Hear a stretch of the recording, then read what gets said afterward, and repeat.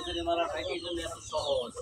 এই রজনী মালা আমরা যখন করি পুরো বাইবেল দিয়ে আর এই জন্য যেমন বলি প্রথম একটা প্রভুর প্রার্থনা বলি, তারপর কি আমাদের সরকার আমেন, তারপরে কি 10টা প্রণাম বাড়িয়ে বলি, প্রণাম বাড়িয়ে প্রণাম বাড়িয়ে এইভাবে 10 বার করে আঙ্গুল রজনী মালা যদি নাও থাকে কি আমরা এই আঙ্গুল গুনেও কি করতে পারি, রজনী মালা করতে পারি। 10টা আঙ্গুল যখন শেষ তখন বলি কি চিত্তের জয়।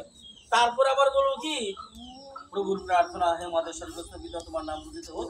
তারপরে আবার কি 10টা প্রণাম বাড়িয়ে প্রণাম বাড়িয়ে এইভাবে 10টা প্রণাম বাড়িয়ে বললাম, একটা চিত্তের জয় বললাম।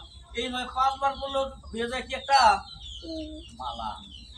মালাটা কি সোজা না ভুল? ভুল না? এইভাবে আমরা যখন 5 বার করি এটা কি হয়ে যায় একটা এই মালাটা আমরা কাকে বলাই? আমরা বলাই না কাপড়টা নিয়ে কিন্তু আমরা আর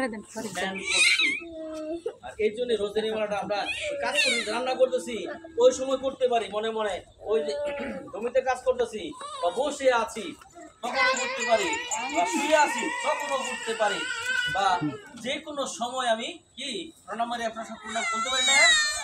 দেখতে যাই